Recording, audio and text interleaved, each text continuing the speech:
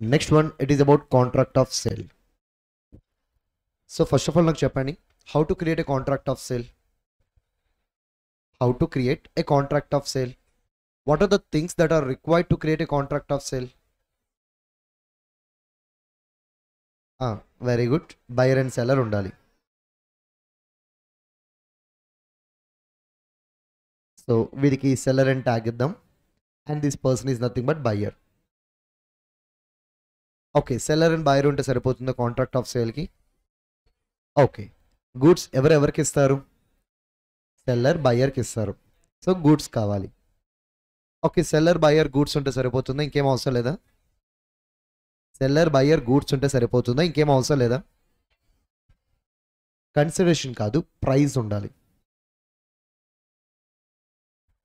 ఎందుకు కన్సిడరేషన్ కాదు అంటే, ప్రైస్ అనేది ఇక్కడ ఆల్వేస్ మానిటరీ టర్మ్స్లోనే ఉండాలి. బట్ కన్సిడరేషన్ ఎలా ఉండొచ్చు? మానిటరీ టర్మ్స్లో ఉండొచ్చు, నాన్ మానిటరీ టర్మ్స్లో కూడా ఉండొచ్చు. అందుకే ఇక్కడ మనం కన్సిడరేషన్ అని పిలవకూడదు. We need to call it as price, which means monetary consideration. Okay, seller buyer goods price సరిపోతుంది, ఇంకేమైనా కావాలా? So contract of sale, contract of sale create చేయడానికి సెల్లర్ బయ్యర్ గూడ్స్ ప్రైస్ ఉంటే సరిపోతుందా? ఇంకేమైనా కావాలా? ఇంకేమైనా కావాలా? Very good. గూడ్స్ యొక్క ఓనర్షిప్ అనేది ట్రాన్స్ఫర్ చేయాలి. So transfer of ownership is required. దాన్ని మనం ఇక్కడ ఏమంటామంటే transfer of property in goods అంటాం. Okay, so seller buyer goods price transfer of ownership, ఇవి సరిపోతాయి, ఇంకేమైనా కావాలా? For the purpose of creating contract of sale.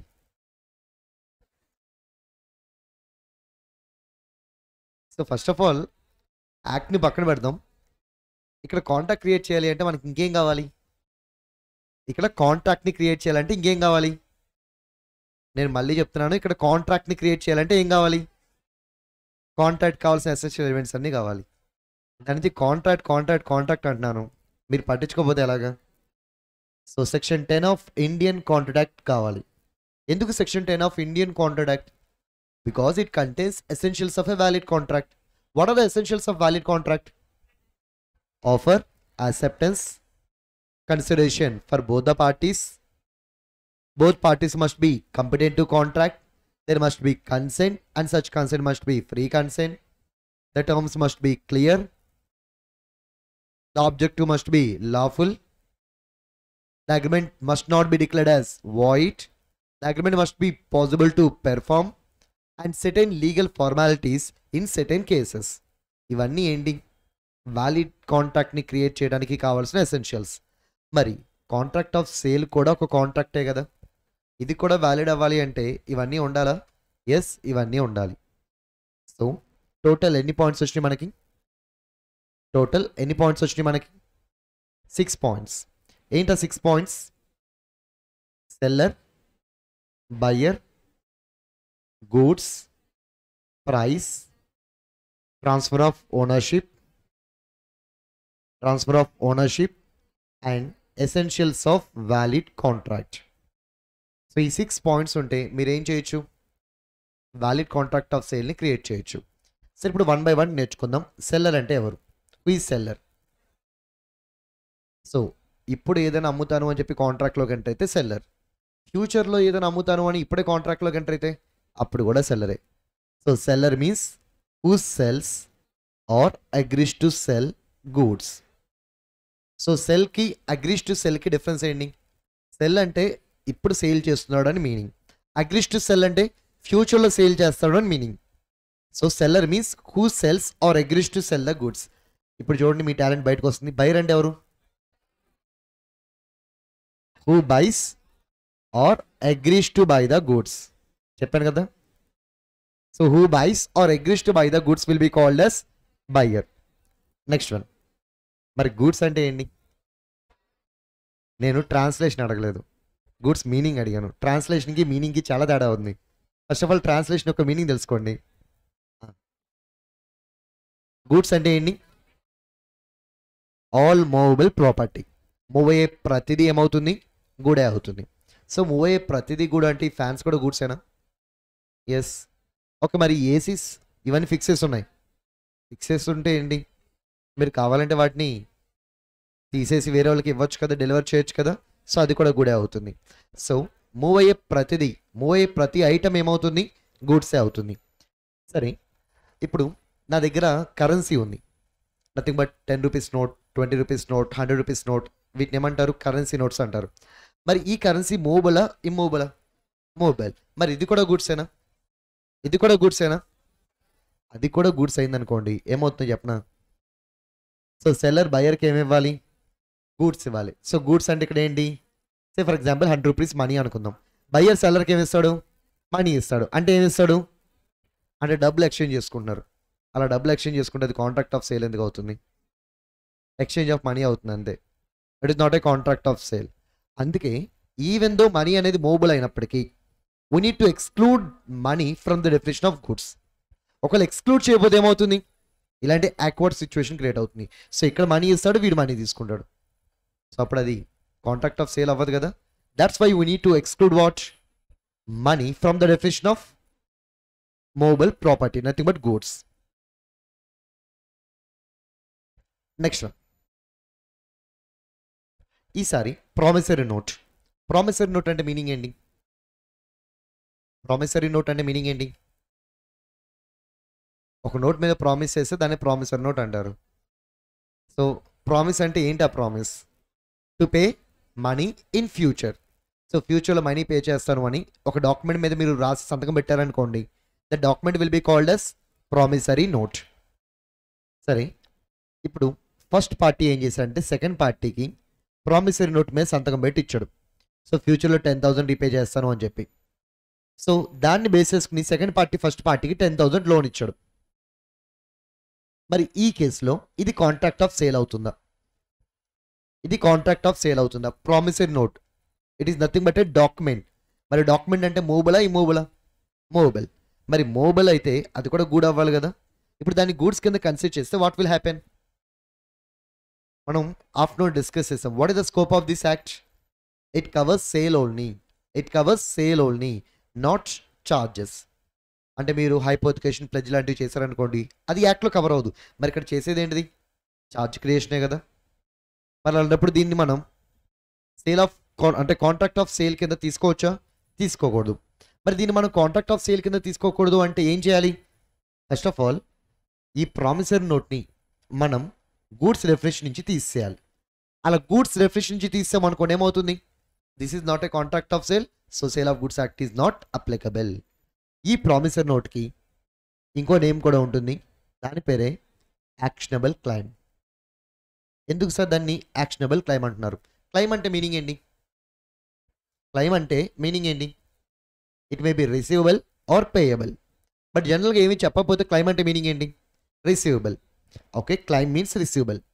మరి యాక్షనబుల్ క్లైమ్ అంటే ఏంటి, యాక్షనబుల్ క్లైమ్ అంటే ఏంటి, yes a claim which can be recovered with the help of action. ఏంటి యాక్షన్ అంటే లీగల్ యాక్షన్. ఎందుకు లీగల్ యాక్షన్ అంటే ఏంటి, నథింగ్ బట్ కోర్టుకు వెళ్ళి కేసు ఫైల్ చేయడం. సో మీరు ఏ అమౌంట్ని అయితే రికవర్ చేసుకోవడం కోసం కోర్టుకి వెళ్ళగలరో that amount will be called as actionable claim. మరి ఇప్పుడు ఈ ప్రామిసరీ నోట్ బేస్ చేసుకుని ఇన్ కేస్ ఫ్యూచర్లో ఫస్ట్ పార్టీ డబ్బులు ఇవ్వకపోతే సెకండ్ పార్టీ ఆ ప్రామిసరీ నోట్ బేస్ చేసుకుని కోర్టుకి వెళ్ళి రికవర్ చేసుకోవచ్చు 10,000. ఎస్. అలాంటప్పుడు ఈ ప్రామిసరీ నోట్ని నేను క్లైమ్ అని పిలవచ్చా? ఎస్. మరి కోర్టు హెల్ప్ కూడా మీరు తీసుకోగలుగుతున్నారు కాబట్టి can I call this claim as actionable claim? Yes. అదే ఒకవేళ ఫస్ట్ పార్టీ సెకండ్ పార్టీకి మధ్య ఒక బెట్టింగ్ అగ్రిమెంట్ జరిగింది. సో ముంబై ఇండియన్స్కి సిఎస్కేకి మ్యాచ్ జరుగుతుంది. ఓకే, ఈ మ్యాచ్లో ముంబై ఇండియన్స్ విన్ అవుతుంది అని చెప్పి ఫస్ట్ పార్టీ చెప్పాడు. సో ముంబై ఇండియన్స్ ఓడిపోతే నేను 1 lakh రూపీస్ ఇస్తాను అన్నాడు. ఓకే, కానీ రిజల్ట్ ఏమైందంటే సిఎస్కే విన్ అయింది. అంటే ముంబై ఇండియన్స్ ఓడిపోయిందనే కదా. ఇప్పుడు ఫస్ట్ పార్టీ ఏం చేయాలి, సెకండ్ పార్టీకి 1 lakh ఇవ్వాలి. So can I call this amount as claim? రావాల్సిన అమౌంట్ ఇది కూడా రిసీవబులే కదా. So second party point of వ్యూలో దీన్ని నేను క్లైమ్ అని పిలవచ్చా? Yes, it is claim. మరి యాక్షనబుల్ క్లైమ్ అని పిలవచ్చా? Can I call this claim as actionable claim? What is the reason? క్లైమే, రిసీవబులే, 1 lakh రిసీవబులే కాదంటలేదు. కానీ కోర్టుకు వెళ్తే కోర్టు సపోర్ట్ చేస్తుందా? కోర్టు సపోర్ట్ చేస్తుందా? సపోర్ట్ చేయదు. Betting agreements are void. మరి అవి వాయిడ్ అంటే కోర్ట్ వాటిని కన్సిడర్ చేస్తుందా? చేయదు. మరి యాక్షన్ తీసుకోవడం కుదురుతుందా? కుదరట్లేదు.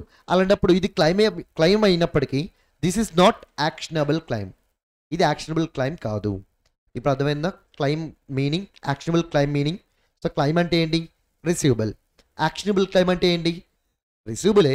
ఇన్ కేస్ రాకపోతే you can take legal action, you can file a case, court will help you.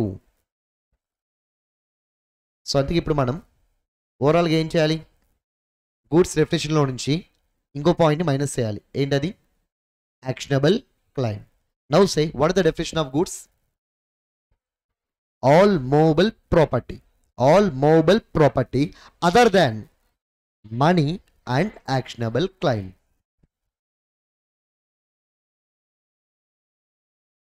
Next one. అలాగే ఇక్కడ మనీ అంటే ఏంటి? ప్రజెంట్ ఇండియాలో సర్క్యులేషన్లో ఉన్న మనీ. అంటే అది ఫారిన్ కరెన్సీ అయి ఉండకూడదు, it must be Indian currency. And రెండోది ప్రజెంట్ అది సర్క్యులేషన్లో ఉండాలి. ఈ రెండు కండిషన్స్ సాటిస్ఫై చేస్తేనే అది మనీ అవుతుంది. ఒకవేళ సాటిస్ఫై చేయకపోతే ఇట్ ఈస్ నాట్ మనీ. అది మనీ కాదు అంటే ఏమవుతుంది? It will become goods. Say for example Sri Krishnadevaraya టైంలో కొన్ని కాయిన్స్ వాడారు. ఆ టైంలో అది సర్క్యులేషన్లోనే ఉంది. బట్ ఇప్పుడు అవి సర్క్యులేషన్లో ఉన్నాయా? లేవు. ఇప్పుడు నేను దాన్ని వేరే వాళ్ళకి అమ్మాలి అనుకుంటున్నాను.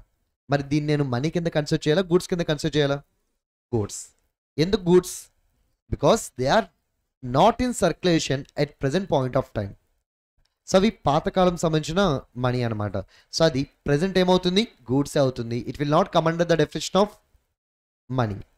Next one. ఒకవేళ 1000 రూపీస్ నోట్ అయితే, 1000 రూపీస్ నోట్ అయితే గూడ్సా మనీయా? గూడ్సా మనీయా? అదే 1000 రూపీస్ నోట్ గూడ్సా మనీయా? It is nothing but goods. ఎందుకు? అది ఇంతవరకు చలామణిలో ఉండేది, బట్ డిమానిటైజేషన్ చేసిన తర్వాత ఇప్పుడు అది చలామణిలో లేదు. It is not in circulation. మరి నాట్ ఇన్ సర్క్యులేషన్ అంటే మనీ అవుతుందా? నో. మనీ కాదు అంటే అదేమవుతుంది? Goods. Next one. Dollars. Present సర్క్యులేషన్లోనే ఉన్నాయి అమెరికాలో డాలర్స్. సో ఇప్పుడు నేను అమెరికాకి వెకేషన్కి వెళ్దాం అనుకుంటున్నాను, నాకు $1,00,000 కావాలి. ఇప్పుడు నేనేం చేస్తాను? ఇండియాలో ఉన్న ఒక బ్యాంక్ని అప్రోచ్ అవుతాను. సో డాలర్ రేట్ ఎంత ఉంది? 70 రూపీస్. సరే తీసుకోండి, 70 తీసుకోండి, ఏముంది. సో 70 lakhs పే చేస్తాను. 70 lakhs పే చేసి నేను $1,00,000 తీసుకున్నాను. ఇదేమో రూపీస్, ఇదేమో డాలర్స్. ఓకే. మరి దీన్ని నేను కాంట్రాక్ట్ ఆఫ్ సేల్ అని పిలవచ్చు. Can I call this arrangement or contract as a contract of sale? పిలవచ్చా పిలవకూడదా? పిలవచ్చా పిలవకూడదా? ఎందుకు పిలవకూడదు? క్లాస్ వింటున్నారు ఇద్దరు, మీ ఇద్దరే. ఎందుకు పిలవకూడదు?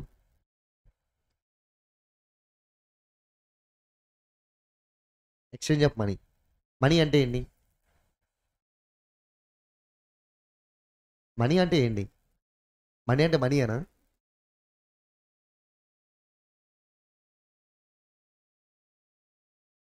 Exchange value. ఫస్ట్ నేను అడిగిన దానికి ఆన్సర్ చెప్పు. మనీ అంటే మీనింగ్ ఏంటి?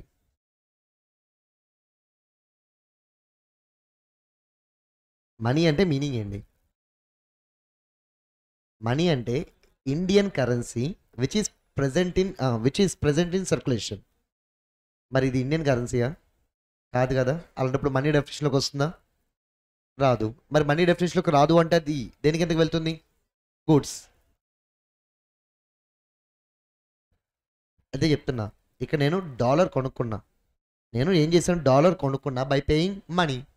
So this is money, this is not money as per definition. అంటే నేను మనీ ఇచ్చి నాన్ మనీ ఐటమ్ని కొనుక్కున్నా. మనీ డెఫినేషన్ అదే కదా. Indian currency which is in circulation. This is not Indian currency even though it is in circulation. That's why it will not be considers money. మరి money ఇచ్చి నేను non మనీని తీసుకున్నాను అంటే అది కాంట్రాక్ట్ ఆఫ్ సేలేగా. మేబీయా? ఎంత చెప్పిన తర్వాత కూడా మేబీ అండి. సరే కూర్చో. సో చెప్పండి, ఇది కాంట్రాక్ట్ ఆఫ్ సేలా కాదా? Yes. And what about this dollars? This is goods only. అదే మనీ డెఫినేషన్లోకి రాదా? సర్క్యులేషన్లోనే ఉంది కదా, ఇండియన్ కరెన్సీ కాదుగా. So what the definition of money here? Indian currency. It must be Indian currency which is in circulation. Circulation లేకపోతే goods, foreign currency అయితే goods. And మీకు తెలియని ఇంకో పాయింట్ ఏంటంటే మనీ అనేది ఒక ప్రామిసరీ నోట్. ఎప్పుడైనా చూసారా?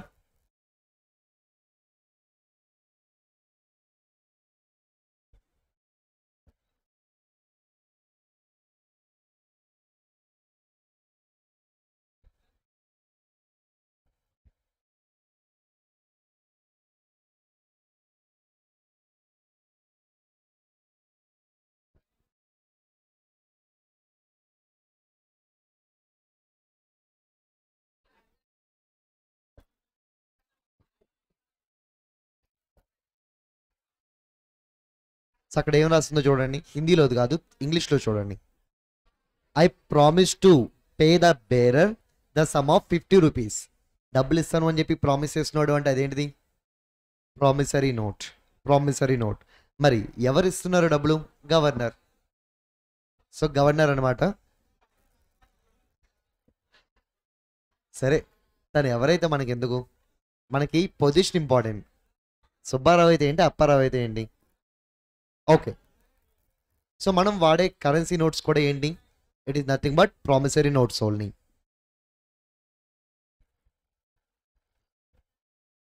మీకు డౌట్ ఉంటే కావాలంటే మీ దగ్గర ఉన్న కరెన్సీ ఓపెన్ చేసి చెక్ చేసుకోండి.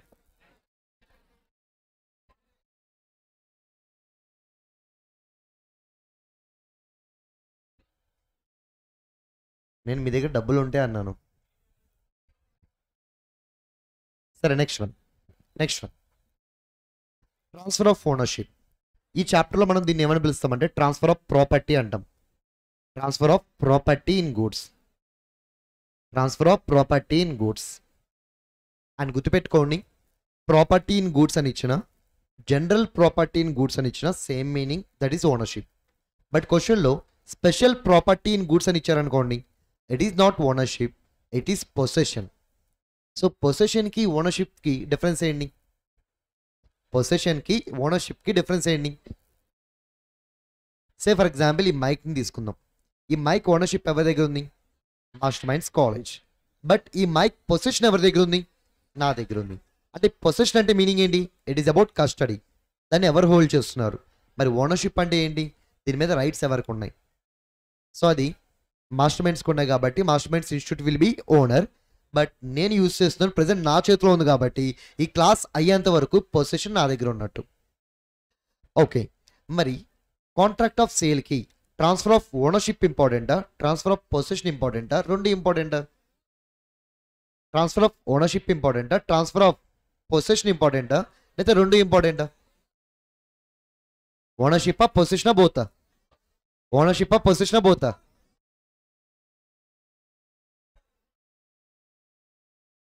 నీ ఆన్సర్ ఏంటి?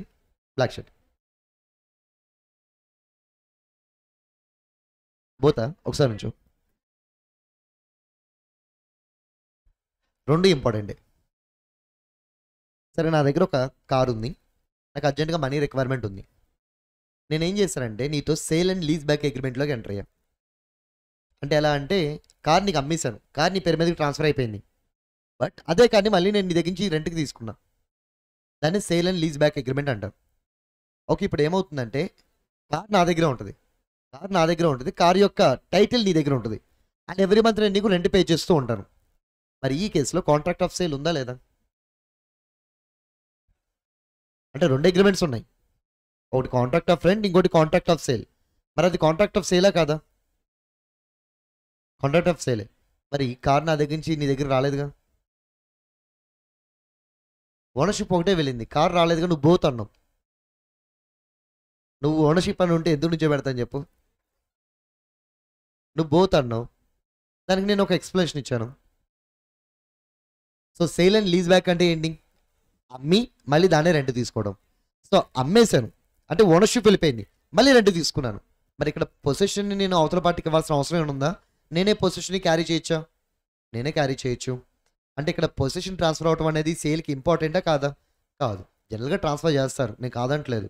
బట్ అది ఎసెన్షియలా అంటే it is not essential. Then what is essential? Transfer of ownership is essential. So ఇదే కేసులో నేను నా కార్ని వాడికి రెంట్కి ఇచ్చాను, కార్ వెళ్ళింది అంటే కార్ యొక్క పొసెషన్ వెళ్ళింది, కానీ ఓనర్షిప్ వెళ్తుందా? వెళ్ళదు. మరి ఇది కాంట్రాక్ట్ ఆఫ్ సేల్ అవుతుందా? అవ్వదు. సో కాంట్రాక్ట్ ఆఫ్ సేల్ అవ్వాలి అంటే మ్యాండేటరీగా ట్రాన్స్ఫర్ అవ్వాల్సింది ఏంటిది? Ownership. And what about delivery? That is transfer of position. జరగచ్చు, జరగకపోవచ్చు. It all depends upon the terms of the parties. But జనరల్గా జరుగుతుంది. నేను ఎక్కడ ట్రాన్స్ఫర్ ఆఫ్ పొజిషన్ రాయలేదు, ఎక్కడ డెలివరీ రాయలేదు, ఎందుకంటే it is not essential. And గుర్తుపెట్టుకోవాల్సిన పాయింట్ చెప్పాను కదా, ప్రాపర్టీ ఇన్ గూడ్స్ అని ఇచ్చిన, జనరల్ ప్రాపర్టీ ఇన్ గూడ్స్ అని ఇచ్చిన, what does it indicate? Ownership. Special property in goods అని ఇస్తే possession, that is custody. And last one essentials. చెప్పాలా?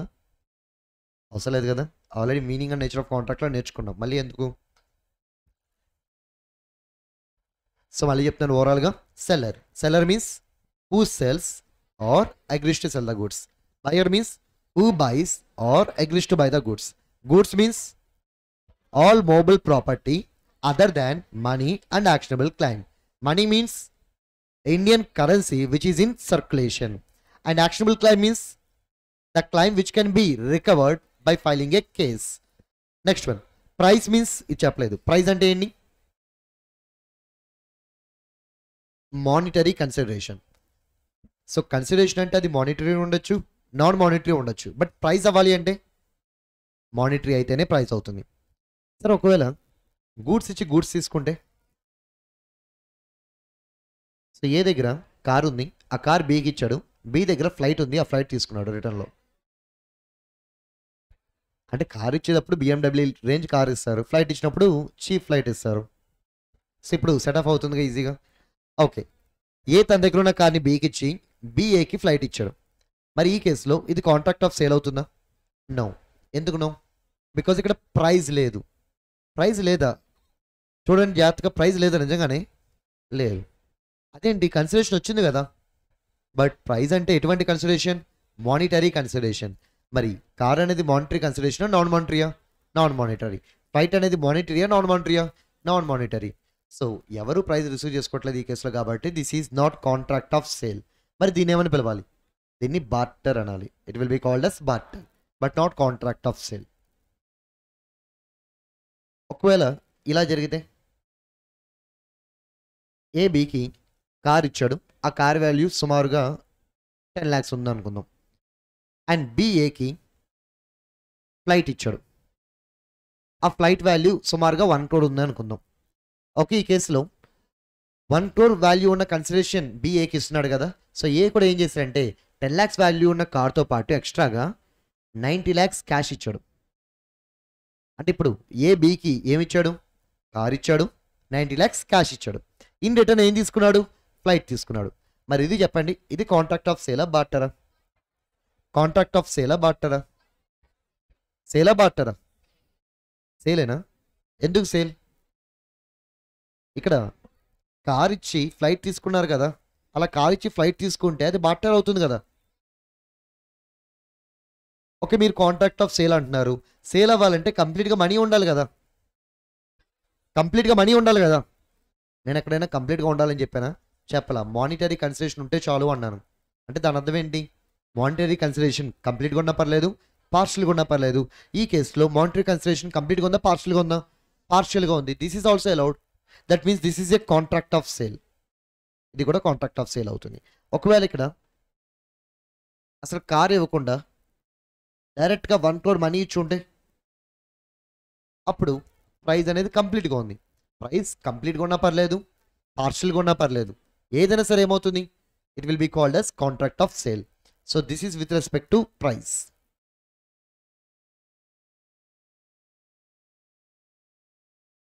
సో దీంతో మెయిన్ ఎసెన్షియల్స్ అన్ని కంప్లీట్ చేసాం. అన్నిటికన్నా మెయిన్ డెఫినేషన్ ఒకటి మనం ఇప్పుడు నేర్చుకోవాలి. ఆ డెఫినేషన్ ఏంటంటే కాంట్రాక్ట్ ఆఫ్ సేల్. ఇప్పటివరకు మనం కాంట్రాక్ట్ ఆఫ్ సేల్ యొక్క ఎసెన్షియల్స్ చూసాం. Then what is the definition of contract of sale? Contract of sale అంటే ఏంటి?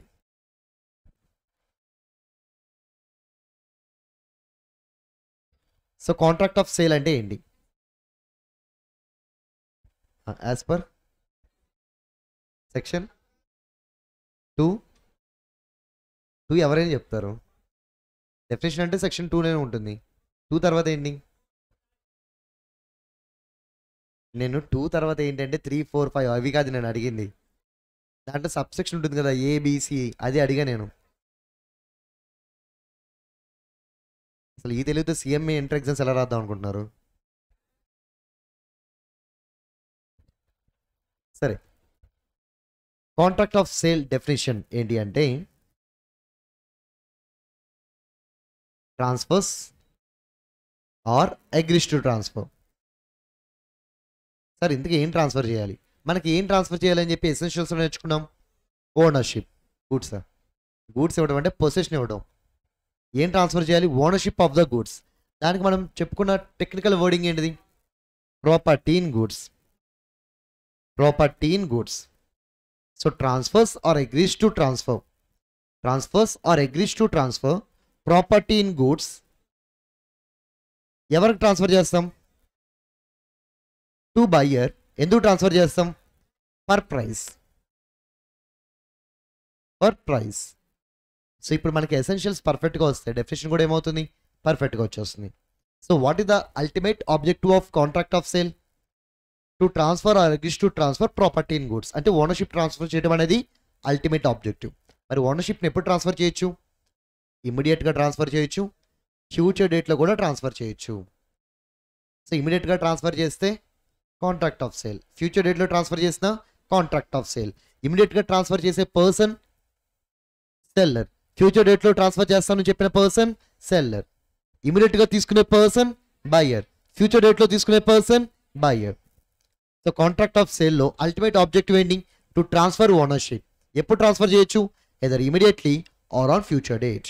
ఎవరికి ట్రాన్స్ఫర్ చేయాలి? బయ్యర్కి. ఎందుకు చేయాలి? ఊరికే ఏం చేయకూడదు, ప్రైస్ కోసం చేయాలి. So this is the definition of contract of sale. And ఇక్కడ 2 పాయింట్స్ ఉన్నాయి మనకి. ఏంటంటే transfers, agrees to transfer. So ఓనర్షిప్ని కనుక మీరు ఇమీడియట్గా ట్రాన్స్ఫర్ చేశారు అనుకోండి, దాన్ని సేల్ అంటారు. సింపుల్గా దాన్ని ఏమంటారు? సేల్ అంటారు. అదే మీరు ఫ్యూచర్ డేట్లో ట్రాన్స్ఫర్ చేస్తాను అని చెప్పారు, ఇంకా ట్రాన్స్ఫర్ చేయలేదు, సో ఫ్యూచర్లో ట్రాన్స్ఫర్ చేస్తాను అని చెప్పారు, then it will be called as agreement to sell. So ఎక్కడైనా ఈ వర్డింగ్ వస్తే మీరు గుర్తుపెట్టుకోండి. సో సేల్ అనే వర్డింగ్ వస్తే దాని అర్థం ఏంటి? Ownership is already transfer to buyer. Agreement to sell అని ఎక్కడైనా వర్డింగ్ వస్తే దాని మీనింగ్ ఏంటి?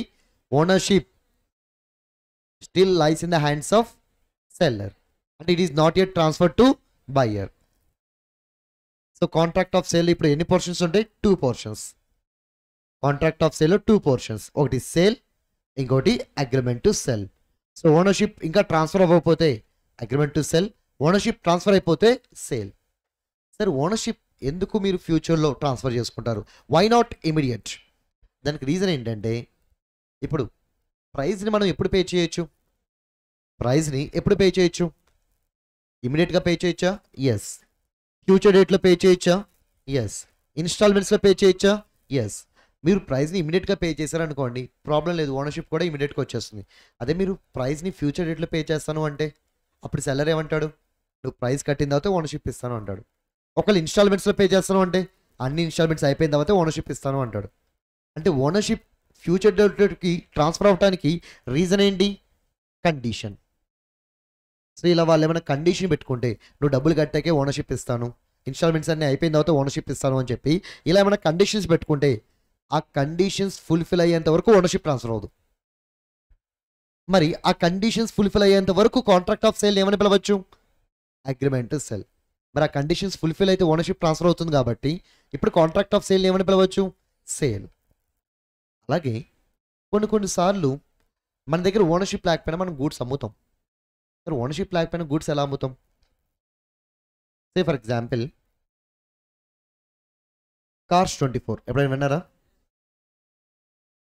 సో వీళ్ళు ఏం చేస్తారు? కార్స్ని సెల్ చేస్తారు, బై కూడా చేస్తారు. సో మీకు సెకండ్ హ్యాండ్ కార్స్ కావాలంటే కార్స్ 24లో మీరు చెక్ చేసుకోవచ్చు. అంటే వాళ్ళు మనకి సెకండ్ హ్యాండ్ కార్స్ని సెల్ చేస్తారు. అట్ ద సేమ్ టైం మన దగ్గర ఒక కారు ఉండి మనం అమ్మాలి అనుకుంటే వాళ్ళు పర్చేస్ చేస్తారు. సో వీళ్ళ దగ్గర ఏంటంటే కొంతమంది షోరూమ్ డీలర్స్ ఉంటారు. షోరూమ్ డీలర్స్ న్యూ వెహికల్స్ సంబంధించిన షోరూమ్ డీలర్స్ కాదు, ఓల్డ్ వెహికల్స్ సంబంధించిన షోరూమ్ డీలర్స్, అంటే సెకండ్ హ్యాండ్ సంబంధించిన షోరూమ్ డీలర్స్. ఇప్పుడు ఏమవుతుందంటే ఒక పర్సన్ దగ్గర కారు ఉంది, ఆ కార్ని తను అమ్మాలి అనుకుంటున్నాడు. సో తను ఏం చేస్తాడంటే ఆ కార్ని కార్స్ 24కి ఇస్తాడు. కార్స్ 24 వాళ్ళు ఏం చేస్తారంటే వీళ్ళకి పేమెంట్ ఇచ్చేస్తారు. మరి కార్స్ 24 వాళ్ళు ఏం చేస్తారు? సో వాళ్ళు వాళ్ళ వెబ్సైట్లో పెట్టడానికన్నా ముందు ఈ షోరూమ్ డీలర్స్ని కాంటాక్ట్ చేసి మా దగ్గర కారుని తీసుకోండి అంటారు. వాళ్ళు ఆ కార్ తీసుకెళ్ళి వాళ్ళ షోరూంలో డిస్ప్లేలో పెట్టుకుంటారు. ఇప్పుడు ఈ కార్ సేల్ అవ్వడానికి ఒక 3 months టైం పడుతుంది అనుకుందాం. అంటే ఓనర్షిప్ అప్పటి వరకు ఎవరి దగ్గర ఉంటుంది? నా దగ్గరే ఉంటుంది ఓనర్షిప్. అంటే ఇక్కడ ఎవరైతే కార్ని అమ్ముతున్నారో వాళ్ళ దగ్గరే ఉంటుంది. Cars24 ఎటువంటి రెస్పాన్సిబిలిటీ తీసుకోదు. సో ఓనర్షిప్ ఎవరి దగ్గర ఉంటుంది? వీళ్ళ దగ్గరే ఉంటుంది. మరి ఆ ఓనర్షిప్ అనేది వీళ్ళ దగ్గర నుంచి ఎప్పుడు ట్రాన్స్ఫర్ అవుతుంది? వీళ్ళు ఎప్పుడైతే ఒక బయ్యర్ని పట్టుకుని తనకి సేల్ చేస్తారో అప్పుడే ఓనర్షిప్ అనేది ఏమవుతుంది? డైరెక్ట్గా బయ్యర్కి వెళ్ళిపోతుంది.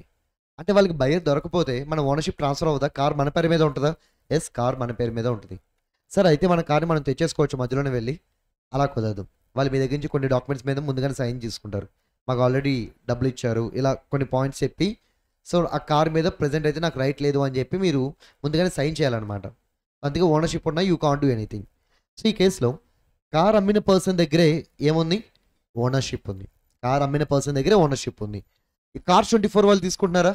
లేదు. ఈ షోరూమ్ డీలర్స్ తీసుకుంటున్నారా? లేదు. ఎప్పుడైతే బయ్యర్ కొనుక్కుంటాడో అప్పుడు ఈ సెల్లర్ ఏం చేస్తాడు? డైరెక్ట్గా ఓనర్షిప్ బయ్యర్ పేరు మీదకి ట్రాన్స్ఫర్ చేస్తాడు. ఆర్సీ డైరెక్ట్గా అలా ట్రాన్స్ఫర్ అయిపోతుంది.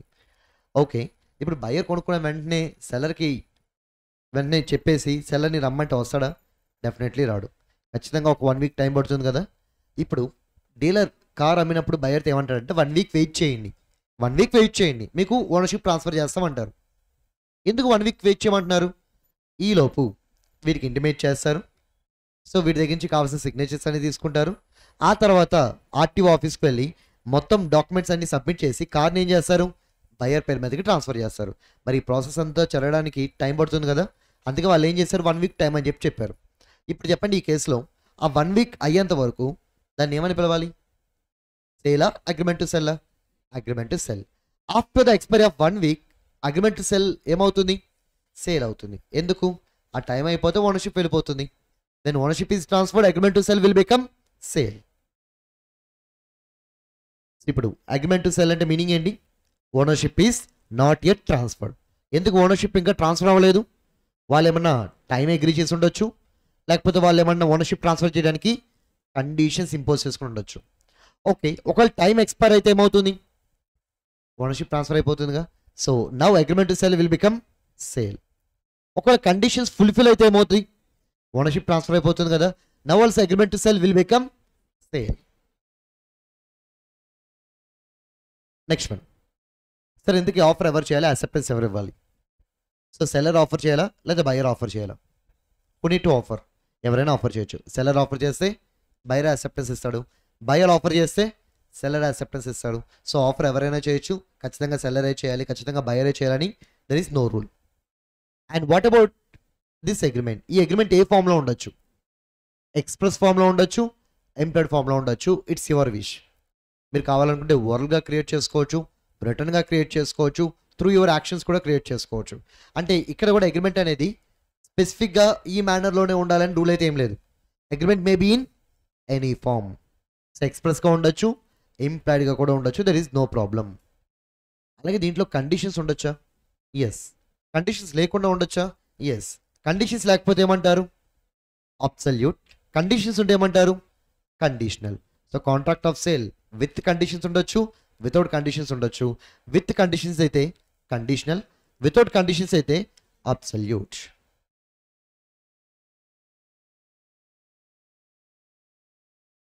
Next one. ఇప్పుడు గూడ్స్కి రిలేటెడ్గా కొన్ని ఎక్స్ట్రా పాయింట్స్ ఏంటంటే, ఒకసారి గూడ్స్ డెఫినేషన్ చూడండి, బోర్డు మీద చూడండి. దానికి మళ్ళీ మెటల్ ఓపెన్ చేయలేండి.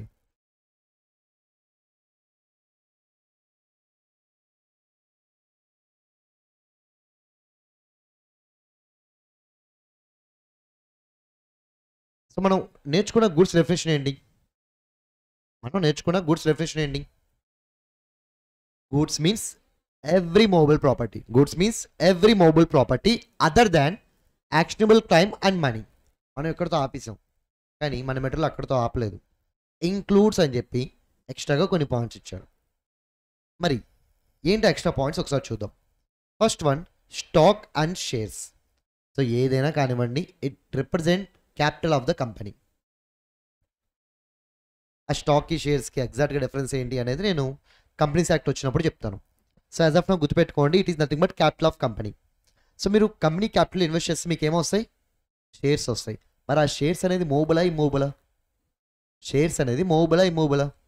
చెప్పలేం, ఎందుకంటే డీమ్యాట్ అకౌంట్లో ఉంటాయి షేర్స్. షేర్స్ ఎక్కడ ఉంటాయి? డీమ్యాట్ అకౌంట్లో ఉంటాయి. మూవబుల్ అని చెప్పలేం, ఇమ్మూవబుల్ అని చెప్పలేం. మరి ఇప్పుడు అది గూడ్స్ కిందకు వస్తుందా రాదా అంటే ఆ క్లారిటీ కంపెనీస్ యాక్ట్లో ఇచ్చారు. ఏమని ఇచ్చారంటే shares are nothing but goods అని చెప్పి అక్కడ క్లారిటీగా చెప్పారు. అక్కడే కాదు, ఆ పాయింట్ బేస్ చేసుకుని ఇక్కడ కూడా క్లారిటీగా చెప్పారు. సో గూడ్స్ అంటే ఓకే, మనం నేర్చుకున్న డెఫినేషనే, దాంతోపాటు షేర్స్ కూడా వస్తాయి. సో ఇప్పుడు మీరు కన్ఫ్యూజ్ అవ్వాల్సిన అవసరం లేదు. షేర్స్ అని వస్తే దాని అర్థం ఏంటి? It is always goods. Next one, తర్వాత గ్రోయింగ్ క్రాప్స్ ఇచ్చారు, గ్రాస్ ఇచ్చారు, things attached to the land అన్నారు. ఇందుకు వీటి యొక్క మీనింగ్స్ ఏంటి? Growing crops. ఇక్కడ కన్ఫ్యూజన్ ఎప్పుడు వస్తుందంటే సార్ క్రాప్ అంటే కొంచెం మూవబుల్ అన్న ఒక మీనింగ్ వస్తుంది, బట్ క్రాప్ అనేది ల్యాండ్కి అటాచ్ అయి ఉంటుంది కదా. ల్యాండ్ ఇమ్మూవబుల్ అయినప్పుడు దానికి అటాచ్ అయి ఉన్న థింగ్ కూడా ఏమవ్వాలి? ఇమ్మూవబుల్ అవ్వాలి కదా. ఇప్పుడు క్రాప్స్ అనేవి గ్రోయింగ్ క్రాప్స్, కట్ చేసిన క్రాప్స్ కాదు, గ్రోయింగ్ క్రాప్స్. అందుకే క్లియర్గా చెప్పారు గ్రోయింగ్ క్రాప్స్ అని. సో గ్రోయింగ్ క్రాప్స్, మరి ఆ గ్రోయింగ్ క్రాప్స్ అనేవి ల్యాండ్కి అటాచ్ అయి ఉన్నాయి, ల్యాండ్ నుంచి బయటకు వచ్చినాయి కాబట్టి దాన్ని ఇప్పుడు మనం గూడ్స్ కింద ట్రీట్ చేయాలా, లేకపోతే ఇమ్మూవబుల్ ప్రాపర్టీ అని చెప్పి ల్యాండ్ కింద ట్రీట్ చేయాలా? గూడ్సా లేకపోతే ఇమ్మూవబుల్ ప్రాపర్టీయా? సో గుర్తుపెట్టుకోండి, మీ కాంట్రాక్ట్ పర్పస్ కోసం మీరు దాన్ని సపరేట్ చేయగలిగితే, మీ కాంట్రాక్ట్ పర్పస్ కోసం దాన్ని మీరు సపరేట్ చేయగలిగితే అప్పుడు గ్రోయింగ్ క్రాప్స్ కూడా ఏమవుతుంది? గూడ్స్ అవుతుంది. Next one gross. గ్రాస్ కూడా ఎక్కడి నుంచి వచ్చింది? ఎత్తులో నుంచో వచ్చింది. అది కూడా ఎత్తుకి అటాచ్డ్గానే ఉంటుంది. మరి దాన్ని కూడా మనం గూడ్స్ అని పిలవాలా, లేకపోతే నాట్ గూడ్స్ అని చెప్పి పిలవాలా? గూడ్సా కాదా అంటే సో ఇక్కడ కూడా కాంట్రాక్ట్ పర్పస్ కోసం మీరు ఆ గడ్డిని పీకి వేరే వాళ్ళకి అమ్ముతున్నారు అనుకోండి, then it will be considers goods. Next one, things attached to or forming part of the land, nothing but this building. Building గూడ్సా కాదా? బిల్డింగ్ గూడ్సా కాదా? కాదా? కాదు. ఓకే, నేను మొత్తం బిల్డింగ్ని డిమాలిష్ చేసి నేనేం చేశానంటే బ్రిక్స్ని, ఐరన్ని ఇలా సపరేట్గా అమ్ముకుంటున్నా. ఇప్పుడు చెప్పండి గుడ్సా కాదా? ఎస్. సో ఏదైనా కానివ్వండి, ల్యాండ్కి అటాచ్ అయిన థింగ్స్ ఏదైనా కానివ్వండి, మీరు కాంట్రాక్ట్ పర్పస్ కోసం దాన్ని సపరేట్ చేసి అమ్మగలిగితే then it will be called as goods. So ఎక్స్ట్రాగా క్లారిటీ కోసం ఇచ్చిన పాయింట్స్ ఇవి. బట్ మెయిన్ డెఫినేషన్ ఏంటి? All movable property other than money and actual claim. So clarity కోసం ఏం చెప్పారు? Shares are always goods, things attached to the land, అది growing crops అవ్వచ్చు, గ్రాస్ అవ్వచ్చు, ఎనీ అదర్ థింగ్ అవ్వచ్చు, అవి కూడా గూడ్స్ అవుతాయి. కాకపోతే కాంట్రాక్ట్ పర్పస్ కోసం మీరు వాటిని ఏం చేయాలి? ల్యాండ్ నుంచి సపరేట్ చేయగలగాలి. అలా ల్యాండ్ నుంచి సపరేట్ చేయగలిగితే అవి కూడా ఏమవుతాయి? గూడ్స్ అవుతాయి.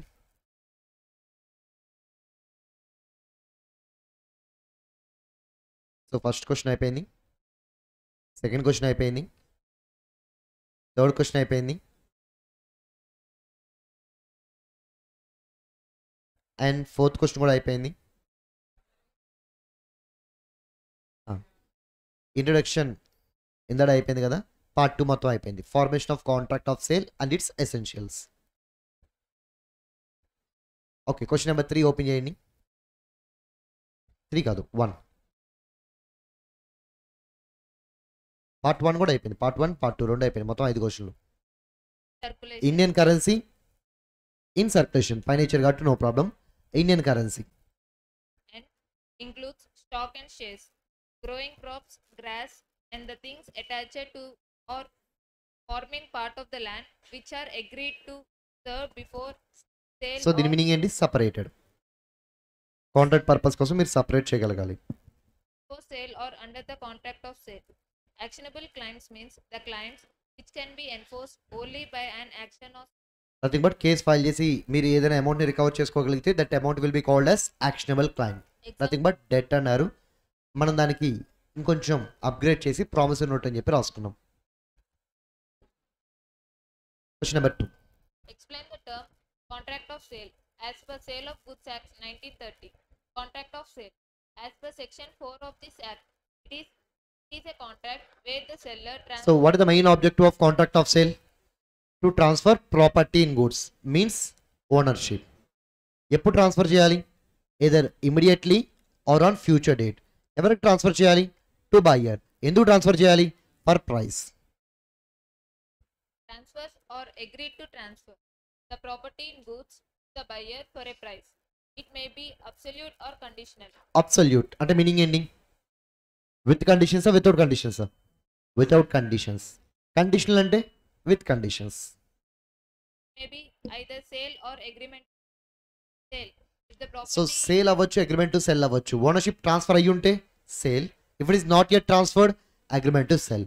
అదే కింద ఇచ్చో చూడండి. sale. If the property in goods is transferred from the seller to the buyer, then it is known as sale. Yes, transferred అంటున్నాడు అంటే ownership is already transferred. If it is already transferred it will be called as sale. If it is not yet transferred then it will be called as agreement to sell. Agreement to sell.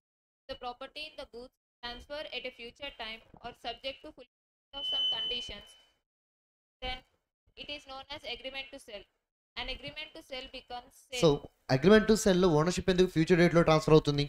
Maybe వాళ్ళు ఏమైనా time agree చేసి ఉండొచ్చు, just like cars 24. లేకపోతే వాళ్ళు ఏమైనా conditions పెట్టుకుని ఉండొచ్చు, like instalment payment ఉంది, అన్ని ఇన్స్టాల్మెంట్స్ కడితేనే ఓనర్షిప్ ఇస్తాను అని చెప్పి ఉండొచ్చు. సో అది కండిషన్స్ కలిగి ఉన్నది అయి ఉండొచ్చు, టైం పెట్టుకుని ఉండొచ్చు. మరి పెట్టుకున్న టైం ఎక్స్పైర్ అయితే ఏమవుతుంది?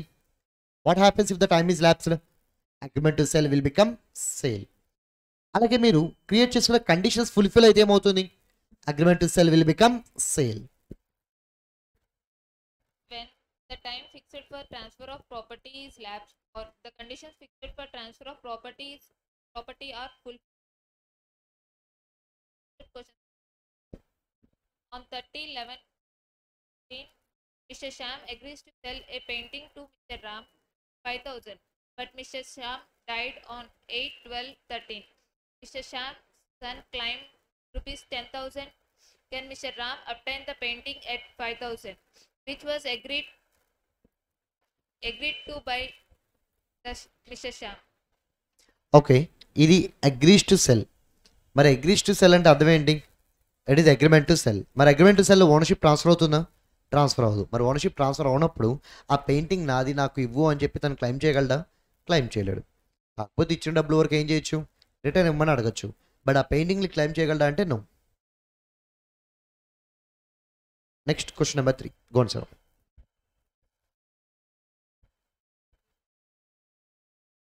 క్వశ్చన్ నెంబర్ 3 వాయిస్లో ఎవరు చదవాలి?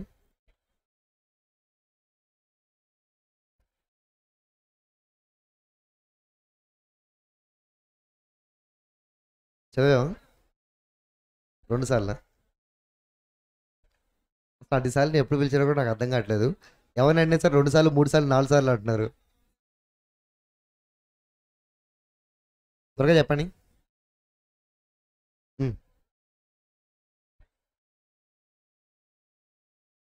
చదివినట్టున్నాడుగా, చదవలేదా? సరేరా, త్వరగా రా.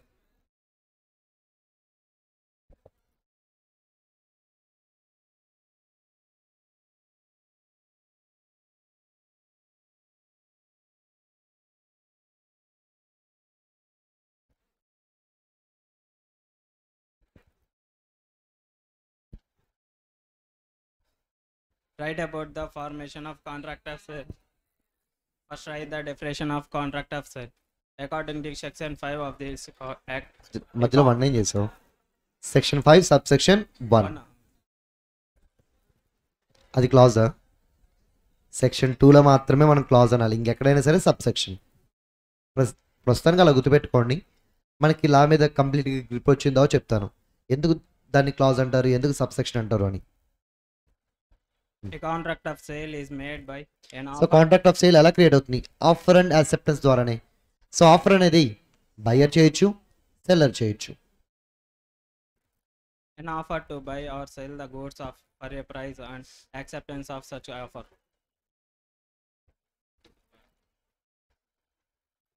The contract may provide for the okay, delivery of goods ఎలా చేయొచ్చు? ఇమీడియట్గా చేయొచ్చు, ఇన్స్టాల్మెంట్లో చేయొచ్చు, ఫ్యూచర్ డేట్లో చేయొచ్చు.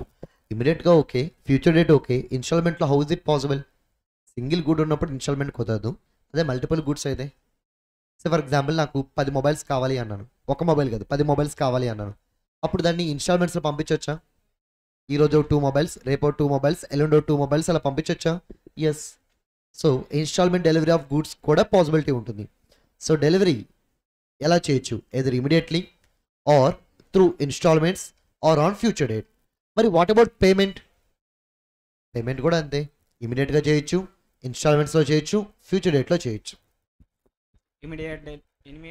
Immediate delivery of the goods or payment for the price or both. Installment delivery of the goods or payment for the price or both. Future date delivery of the goods or payment for the price for both. According to section 5. ఒకవేళ వాళ్ళు ఎలా agree చేస్తే అలా తీసుకోవాలి. వాళ్ళు ఏమి agree చేయకపోతే delivery ఇమీడియట్గా చేయాలి, పేమెంట్ కూడా ఇమీడియట్గా చేయాలి. ఒకవేళ వాళ్ళు ఇక్కడ చెప్పిన మెథడ్స్లో ఏమన్నా మెథడ్ని అడాప్ట్ చేసుకున్నారు అంటే అగ్రీ చేశారు, అప్పుడు వాళ్ళు ఏమి అగ్రీ చేస్తే అదే final. Next one.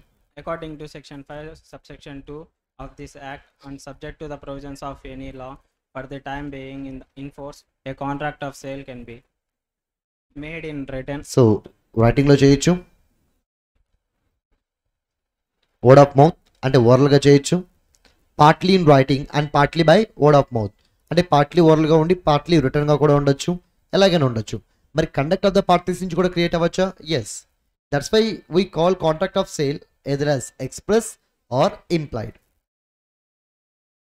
Made in writing or by word of mouth, or partly in writing and partly by the word of mouth, implied from the conduct of the parties. Okay, next question.